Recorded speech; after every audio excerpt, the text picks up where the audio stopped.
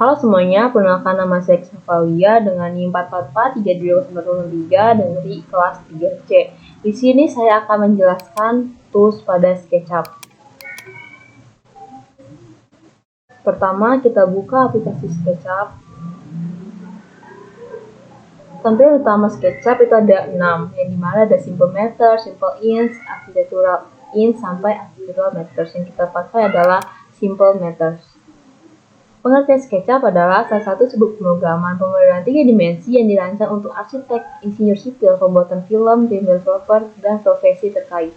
Dalam hal ini juga mencakup fitur-fitur untuk memfasilitasi penempatan di Google Earth. Menu di SketchUp itu ada File, Edit, View, Camera, Draw, Tools, Windows, Extension, dan Help. Menu File berisi instruksi berkaitan dengan manajemen film, misalnya open, save, save as, dan sebagainya. Terdapat instruksi ekspor yang dimana untuk mengekspor objek 3 dimensi dan 2 dimensi, dan juga instruksi import yang digunakan untuk mengimport objek. Selanjutnya kita akan menjelaskan fungsi tools yang ada di SketchUp. Yang pertama ada Select, yang dimana untuk memilih objek yang selanjutnya akan dimodifikasi menggunakan alat atau perintah yang lainnya. Make Component, yang dimana berfungsi untuk menggabungkan objek satu kesatuan. Paint Bucket, yang berfungsi untuk memberikan warna pada suatu objek. Eraser, yang digunakan menghapus gambar atau material. Line, untuk menggambar garis lurus. Freehand, untuk menggambar garis bebas. Rectangle, itu untuk menggambar suatu objek berbentuk persegi atau persegi panjang. Rotated rectangle, yang berfungsi untuk membuat sebuah bidang segi 4 miring secara langsung tanpa memakai plugin. Circle, yang berfungsi untuk menggambar bentuk lingkaran. Polygon, yang dimana untuk membentuk segi 5. Arch, untuk membentuk garis lengkungan. 2-point arch, untuk membentuk garis setengah lingkaran.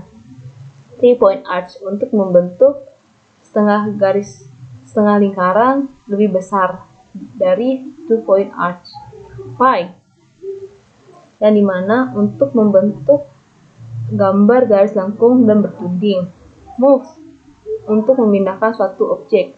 Pull or push, yang dimana untuk mendorong atau mengubah objek menjadi 3 dimensi. Ada rotator, yang berfungsi untuk memutar objek. Follow me, berfungsi untuk menarik objek pada sebuah bidang sesuai arah garis yang sudah ditentukan.